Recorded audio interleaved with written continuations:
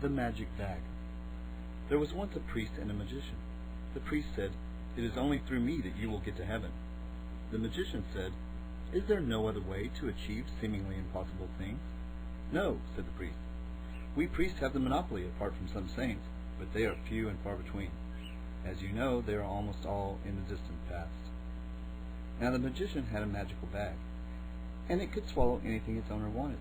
The priest did not know that, but he was new in these parts, so that explained his confident manner. The magician said, "If you have all the power, then you will not mind if I say to this bag, 'Swallow the priest.'" "Not at all," said the priest, "though it is a proof of your barbarian state. May your soul be saved." The magician took up his bag and said to it, "Swallow the priest." The bag drew the priest into itself, and he was never seen again.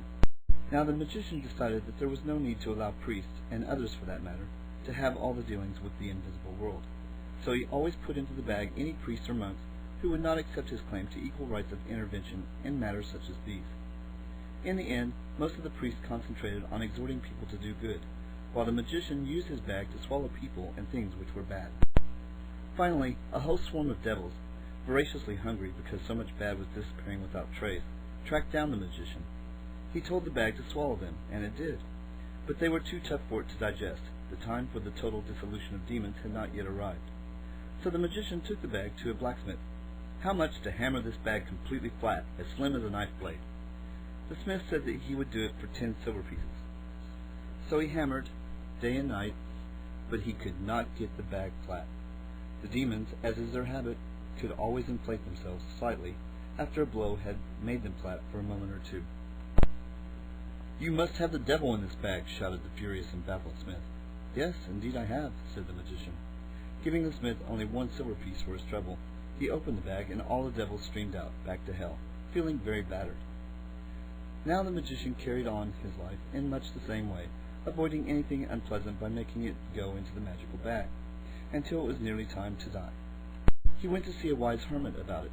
The hermit said, "If you have not been honed by pleasant and unpleasant things, you may get neither to heaven nor to hell, and you may cease to exist.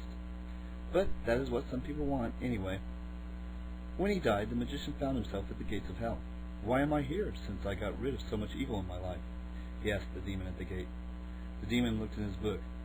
"Because you spent so much time concentrating on bad things that you have a natural affinity for us. Come in," he said. The magician did not like the sound of this at all, so he said to the bag, which was over his shoulder, "Swallow all this." In a twinkling of an eye, there was no hell to be seen. The magician made his way to heaven. At the gate he was stopped. "I have to come in," he said. "Why?" asked the angel on duty. "Because hell has ceased to exist, and there is no other place to go. I can get heaven into this bag in a twinkling of an eye, and you too, if you don't let me in." And that, they say, is how he got into heaven. But there are some who say that the places he visited were not heaven or hell at all. But you just decide, as I have given you all the help I can, and it is nearly time for me to jump into my magical bag.